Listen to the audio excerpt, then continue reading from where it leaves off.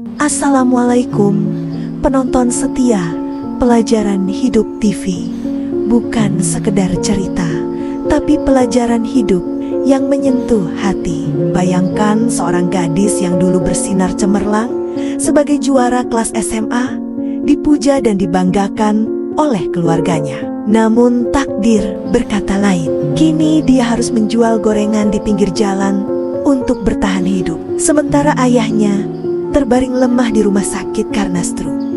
Yang lebih menyakitkan lagi, teman sekolahnya yang dulu dianggap sampah masyarakat, kini datang dengan mobil mewah sebagai seorang bos sukses. Bagaimana rasanya ketika kebanggaan masa lalu berubah menjadi mimpi buruk yang tak berujung? Apakah dia akan mampu bangkit dari keterpurukan ini, atau justru tenggelam dalam penyesalan selamanya? Namun sebelumnya, bagi yang beragama Islam, saya sarankan untuk menuliskan sholawat Nabi Muhammad agar kelak sholawat ini menjadi saksi untuk mendapat syafaat di akhirat. Jangan lupa like dan subscribe. Kami doakan yang subscribe rezekinya semakin berlimpah dan hidup penuh kemudahan serta semakin berkah. Amin ya robbal alamin. Yogyakarta, tahun ke-2014, SMA Negeri 3 Riau. Dengan tepuk tangan meriah, Rahma Sari Dewanti berdiri di podium dengan piala berkilau di tangannya. Untuk ketiga kalinya berturut-turut, dia meraih juara kelas. Wajahnya bersinar bangga, senyumnya merekah sempurna. Alhamdulillah, sekali lagi anak saya menjadi yang terbaik, ucap Haji Aminah dengan suara lantang kepada para ibu yang hadir dalam acara penyerahan rapor. Kerudung suteranya berkibar anggun, gelang emasnya berkilau menawan. Di sudut kelas, Gilang Pratama duduk sendirian, rambut gondrong, seragam kusut, rapor penuh angka merah. Beberapa ibu berbisik-bisik menatapnya dengan pandangan merendah. Kasihan sekali anak itu, dari kecil sudah nakal, sekarang makin parah, bisik Bu Sinta kepada Haji Aminah.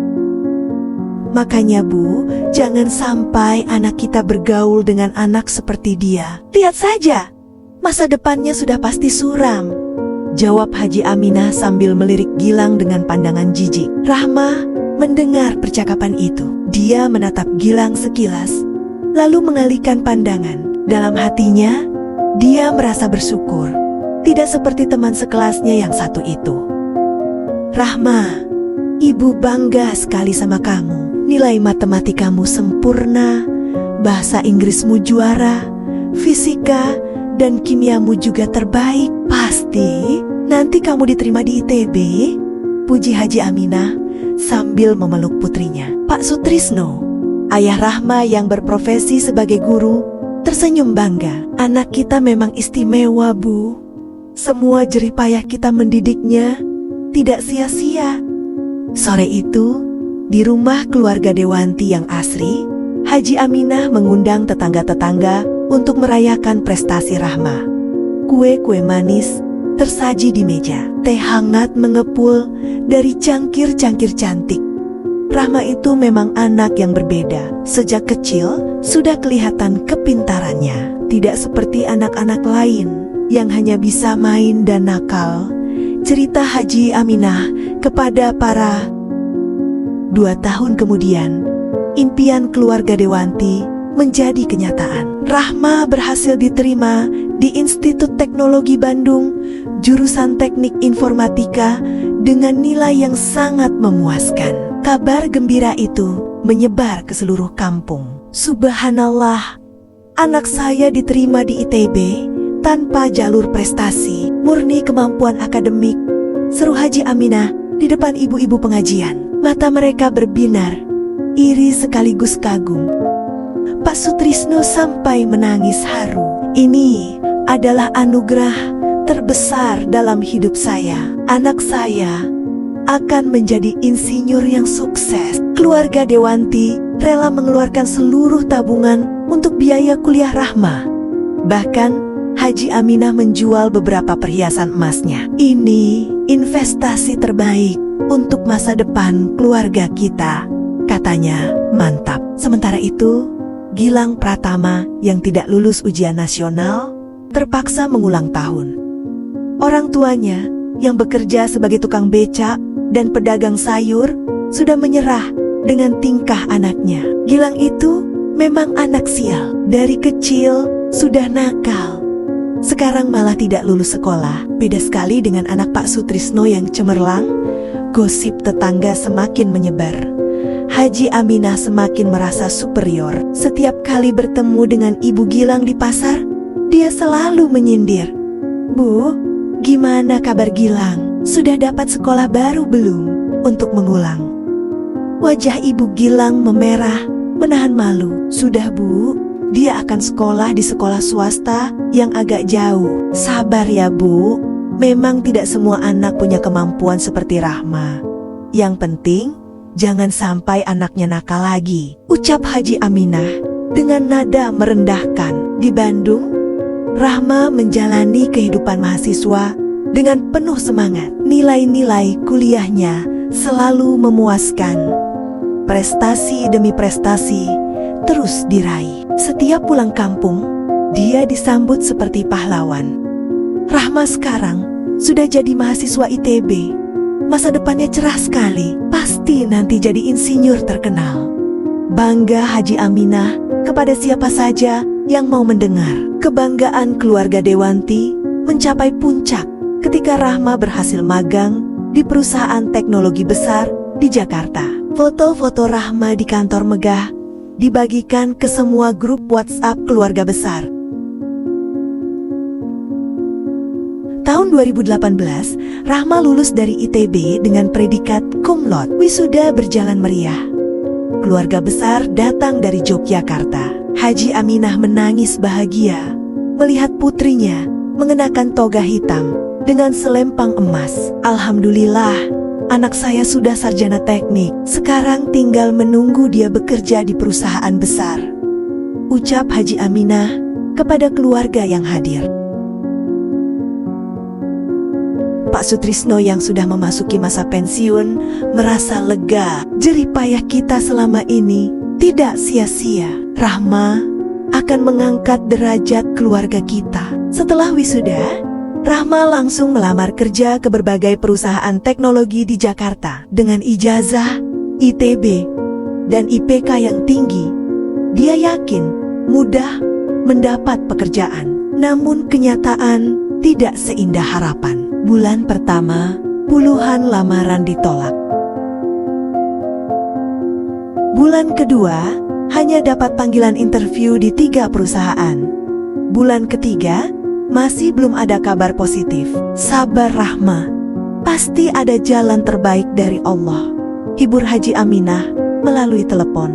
Meski dalam hati, dia mulai khawatir. Akhirnya, setelah 5 bulan menganggur, Rahma diterima di startup teknologi kecil dengan gaji yang tidak seberapa. Meski tidak sesuai impian, keluarganya tetap bersyukur.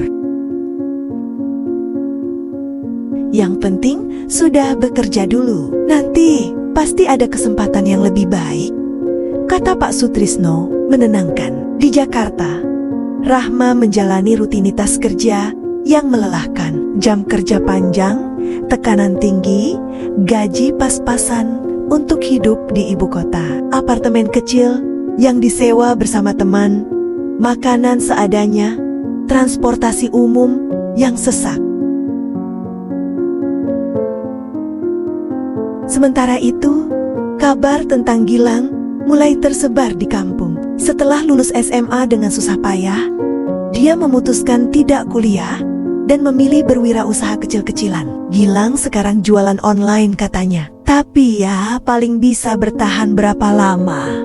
Sindir tetangga yang kebetulan bertemu Haji Aminah. Kasihan ya Bu, sudah tidak sekolah tinggi, sekarang malah cuma jadi pedagang kecil.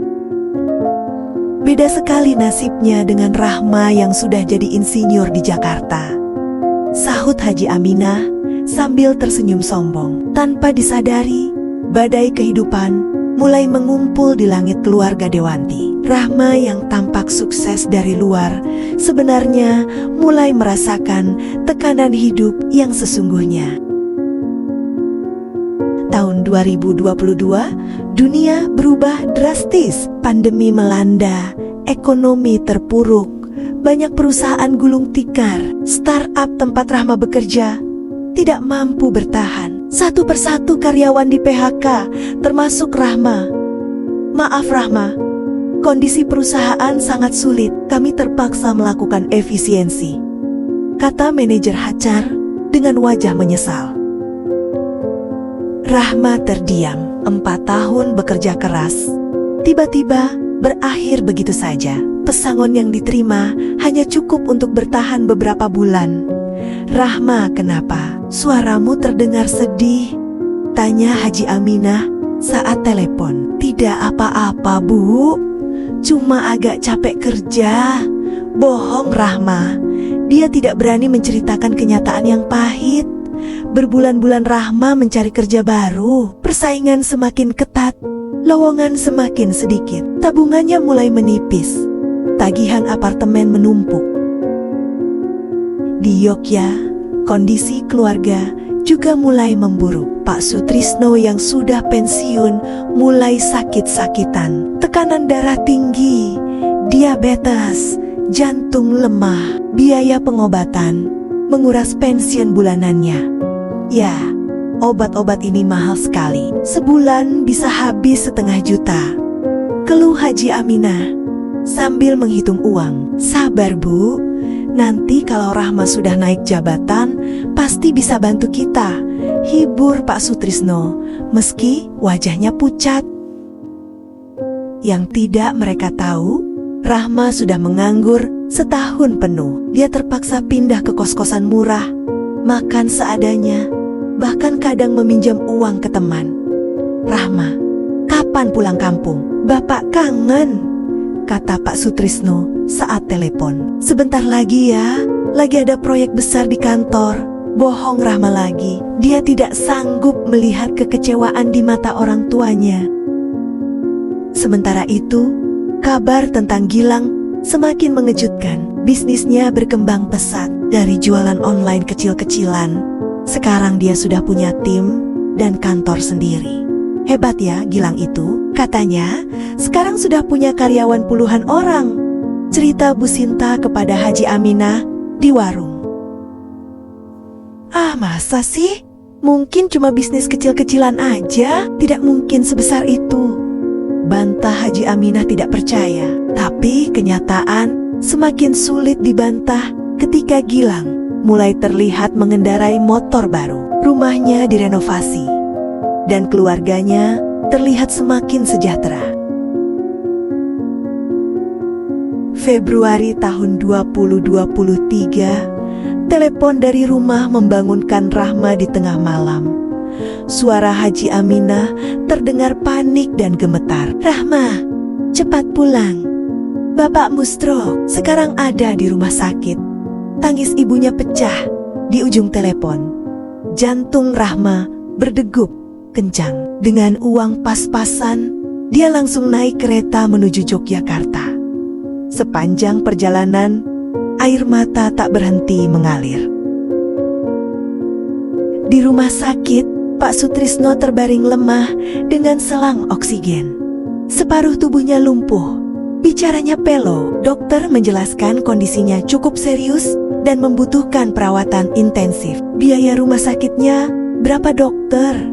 Tanya Haji Aminah dengan suara bergetar. Untuk seminggu pertama sekitar 15 juta Bu. Belum termasuk obat-obatan dan fisioterapi, jawab dokter.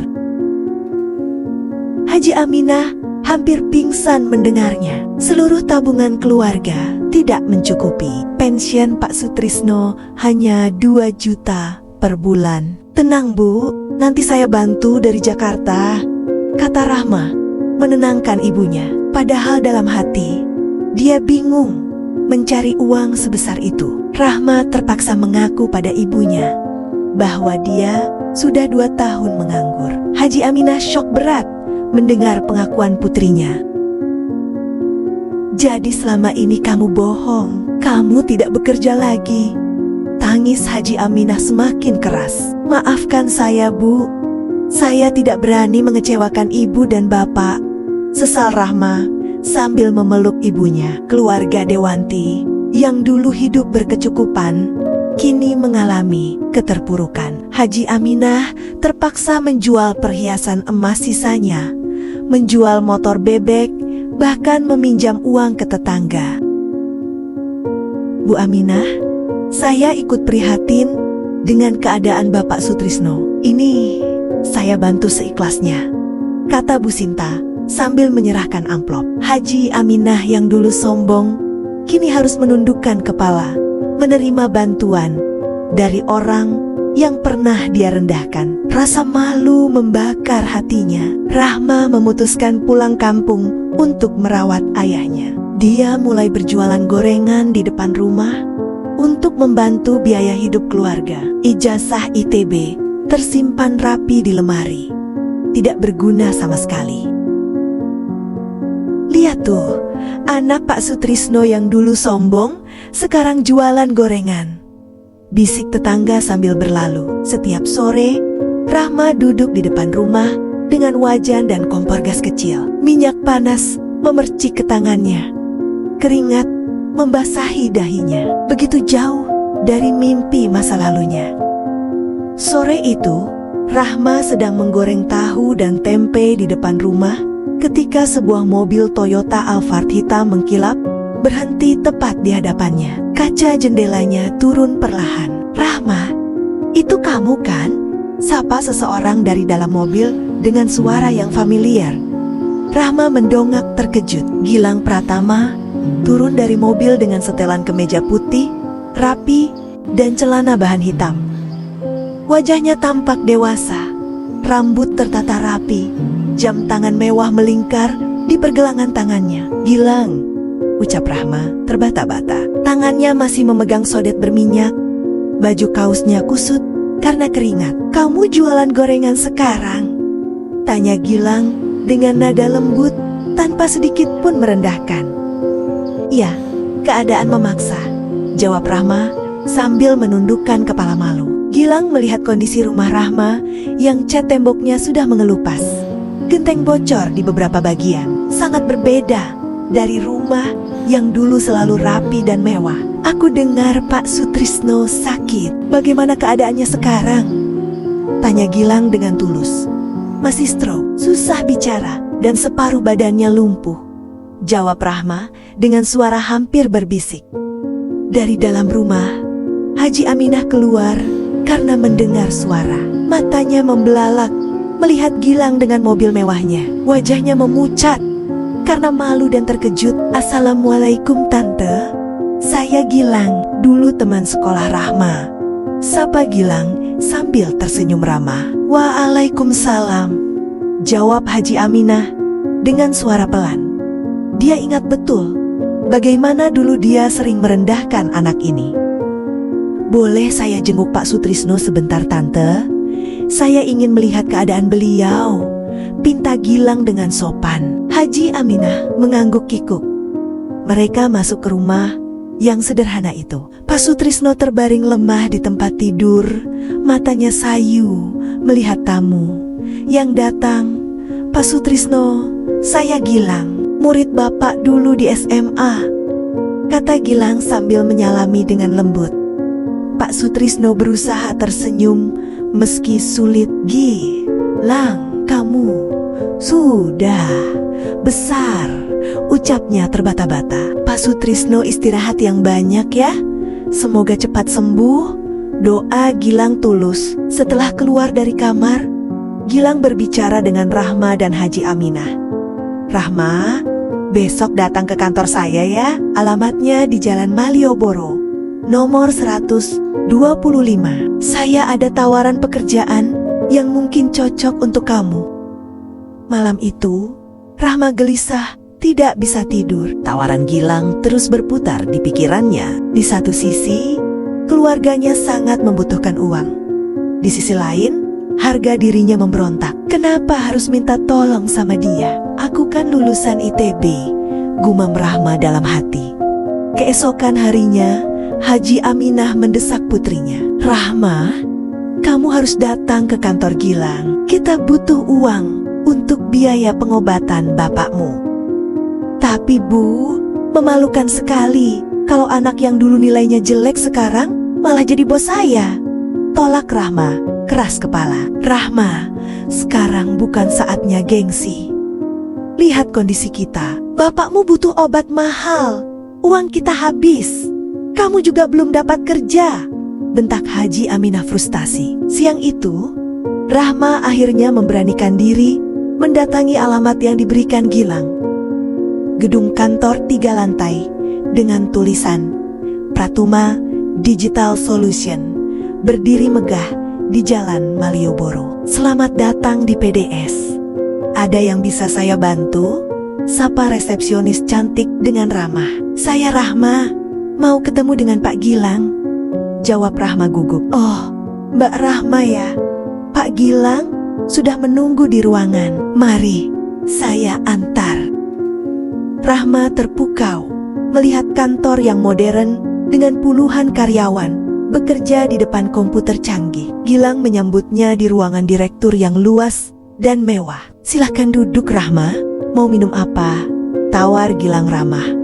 Tidak usah, langsung saja, jawab Rahma kaku. Gilang menjelaskan bahwa perusahaannya membutuhkan programmer dengan keahlian yang dimiliki Rahma. Gaji yang ditawarkan 3 kali lipat dari pekerjaan terakhirnya. Ini kesempatan bagus untuk kamu Rahma.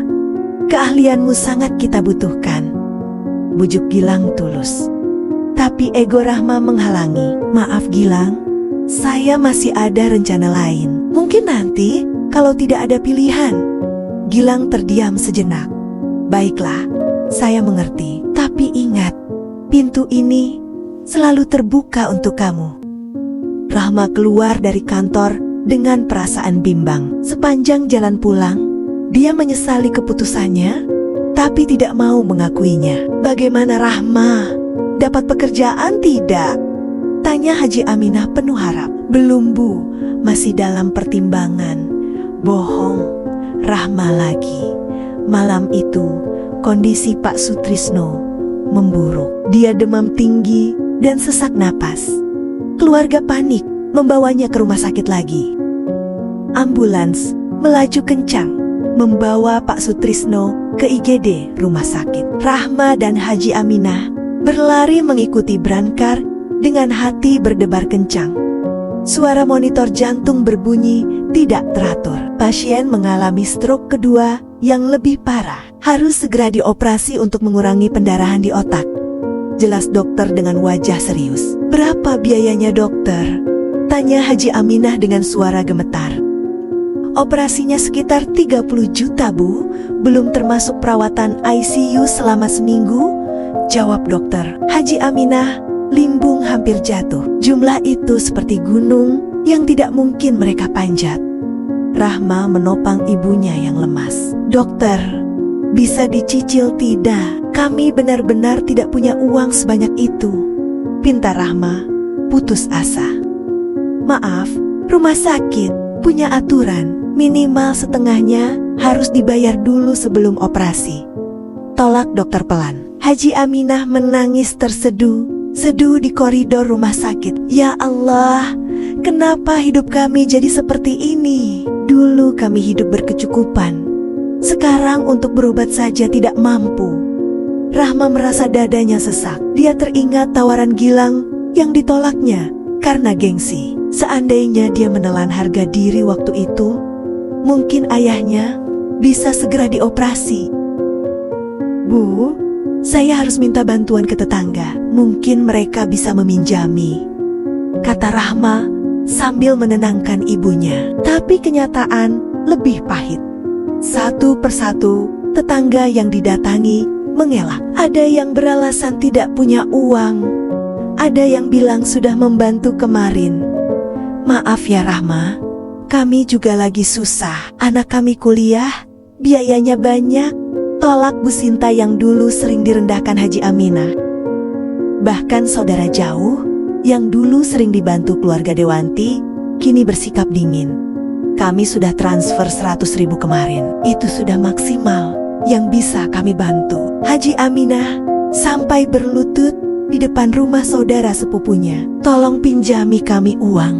Nanti kalau sudah ada rejeki, pasti kami kembalikan. Tante, kami juga tidak punya uang sebanyak itu. Coba minta ke yang lain saja, jawab sepupunya sambil menutup pintu. Malam itu, Haji Aminah dan Rahma duduk lesu di rumah sakit. Pak Sutrisno masih belum bisa dioperasi karena belum ada uang. Kondisinya semakin memburuk setiap jam. Rahma, mungkin ini hukuman untuk kesombongan ibu selama ini, sesal Haji Aminah sambil menangis. Dulu ibu sering merendahkan orang lain, sekarang kita yang direndahkan. Rahma memeluk ibunya erat. Keduanya menangis dalam keputusasaan yang mendalam. Subuh menjelang, Rahma duduk termenung di teras rumah sakit. Handphonenya mati karena tidak ada pulsa untuk menelepon siapa-siapa lagi. Semua pintu bantuan sudah tertutup. Tiba-tiba, sebuah mobil Alphard hitam berhenti di depan rumah sakit. Gilang turun dengan turgesejesa membawa tas kerja hitam. Rahma, bagaimana keadaan Pak Sutrisno? Tanya Gilang khawatir. Gilang, kenapa kamu kesini? Heran Rahma. Bu Sinta cerita kalau Pak Sutrisno dirawat lagi. Saya langsung kesini, jawab Gilang sambil duduk di samping Rahma. Rahma menceritakan kondisi ayahnya yang membutuhkan operasi segera, tapi keluarganya tidak punya biaya.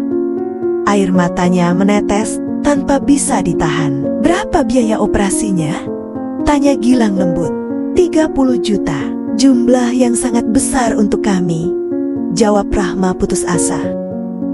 Tanpa berkata apa-apa, Gilang bangkit dan berjalan ke bagian administrasi rumah sakit. Setengah jam kemudian, dia kembali dengan resi pembayaran. Semua biaya operasi dan perawatan sudah saya bayar. Pak Sutrisno bisa segera dioperasi, kata Gilang sambil menyerahkan kertas pada Rahma. Rahma terdiam terharu. Tangannya gemetar menerima resi pembayaran itu. Gilang, kenapa kamu baik sekali pada keluarga kami?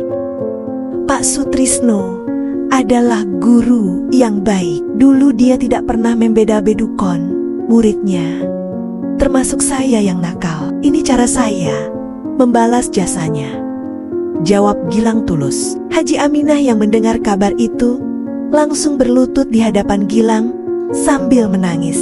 Maafkan saya nak, dulu ibu sering merendahkan kamu dan keluargamu. Sekarang kamu malah menolong kami. Tante, tolong jangan begini. Kita semua pernah berbuat salah. Yang penting sekarang Pak Sutrisno bisa sembuh, kata Gilang sambil membantu Haji Aminah berdiri. Operasi berjalan lancar. Pak Sutrisno berhasil diselamatkan meski masih membutuhkan perawatan intensif. Dokter mengatakan kondisinya sudah stabil. Gilang, bagaimana caranya saya membalas kebaikan kamu? Tanya Rahma dengan mata berkaca-kaca. Caranya mudah. Terima tawaran kerja saya kemarin. Keahlianmu sangat dibutuhkan perusahaan, jawab Gilang sambil tersenyum. Kali ini Rahma tidak menolak. Harga diri dan ego yang selama ini menghalanginya sudah sirna. Yang tersisa hanya rasa syukur dan keinginan untuk membalas kebaikan. Baiklah, saya terima tawaran kamu. Terima kasih sudah menyelamatkan keluarga saya, kata Rahma sambil berjabat tangan dengan Gilang. 6 bulan kemudian, kehidupan keluarga Dewanti mulai membaik. Pak Sutrisno sudah bisa duduk dan berbicara meski masih perlu fisioterapi rutin. Rahma bekerja dengan giat di perusahaan Gilang, membuktikan bahwa ilmu itibinia memang berguna. Alhamdulillah, ayah sudah bisa makan sendiri, ucap Rahma sambil menyuapi bubur ayam pada ayahnya. Rahma, terima kasih sudah mau bekerja keras untuk keluarga kita, kata Pak Sutrisno dengan suara yang sudah mulai jelas. Di kantor, Rahma bekerja dengan penuh dedikasi. Proyek-proyek yang dia tangani berhasil dengan baik. Gilang sangat menghargai kerja kerasnya. Tapi ada sesuatu yang lebih dalam dari sekadar hubungan atasan dan bawahan. Rahma, performa kamu bulan ini sangat bagus. Klien sangat puas dengan sistem yang kamu buat, puji Gilang saat rapat evaluasi. Matanya memancarkan kekaguman yang tulus.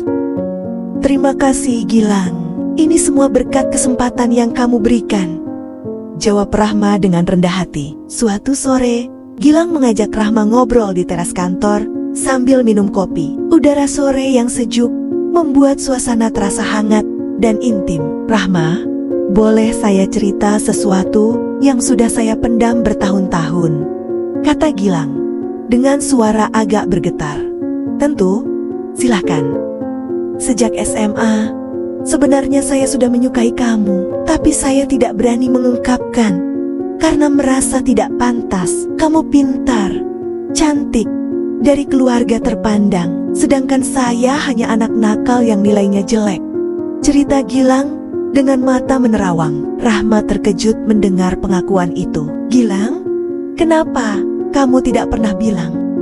Karena saya tahu posisi kita berbeda. Keluargamu pasti tidak akan menerima saya. Jadi saya putuskan untuk membuktikan diri dulu, menjadi orang yang layak untuk kamu, lanjut Gilang sambil menatap mata Rahma. Semua jerih payah saya membangun bisnis ini sebenarnya karena ingin membuktikan pada keluargamu bahwa saya bisa sukses. Supaya suatu hari nanti saya berani melamar kamu, tambah Gilang dengan suara hampir berbisik. Rahma merasa dadanya berdebar. Selama ini dia hanya menganggap Gilang sebagai teman baik dan atasan yang perhatian. Ternyata ada cinta yang tulus di balik semua kebaikannya. Gilang, selama ini saya benar-benar tidak tahu perasaanmu, kata Rahma lembut. Sekarang saya sudah berani mengungkapkannya. Maukah kamu memberi saya kesempatan untuk menjadi pendamping hidupmu? Saya berjanji akan menjaga dan membahagiakan kamu serta keluargamu, lamar Gilang sambil berlutut. Air mata mengalir di pipi Rahma. Semua kebaikan Gilang selama ini ternyata bukan hanya karena belas kasihan, tapi karena cinta yang tulus. Iya Gilang, saya mau. Terima kasih sudah sabar menunggu dan tidak pernah menyerah, jawab Rahma sambil memeluk Gilang.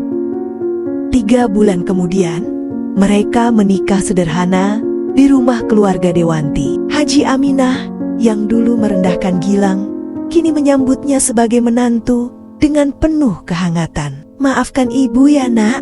Gilang, dulu ibu tidak tahu kalau kamu sebaik ini, ucap Haji Aminah sambil menangis bahagia. Sudahlah bu, yang penting sekarang kita sudah jadi keluarga, jawab Gilang sambil mencium tangan mertuanya. Pak Sutrisno yang sudah mulai sehat ikut bahagia melihat putrinya menikah dengan pria yang telah menyelamatkan keluarga mereka. Sahabat Pelajaran Hidup TV, beginilah kisah cinta yang indah dari Rahma dan Gilang yang mengajarkan kita bahwa cinta sejati tidak mengenal status sosial atau prestasi akademik. Yang terpenting adalah ketulusan hati dan kesetiaan. Jangan pernah merendahkan orang lain karena takdir bisa berubah kapan saja. Orang yang kita anggap rendah hari ini bisa jadi jodoh terbaik untuk anak kita esok hari. Cinta yang tulus akan selalu menemukan jalannya. Ingatlah, kesombongan adalah awal dari kehancuran, sedangkan kerendahan hati dan kesabaran adalah kunci kebahagiaan sejati. Jadikanlah kisah ini sebagai cermin untuk introspeksi diri kita masing-masing. Sekian cerita inspiratif hari ini dari Pelajaran Hidup TV. Jangan lupa like, share, dan subscribe channel ini agar kalian tidak ketinggalan cerita-cerita inspiratif lainnya. Sampai jumpa di episode selanjutnya. Wassalamualaikum warahmatullahi wabarakatuh.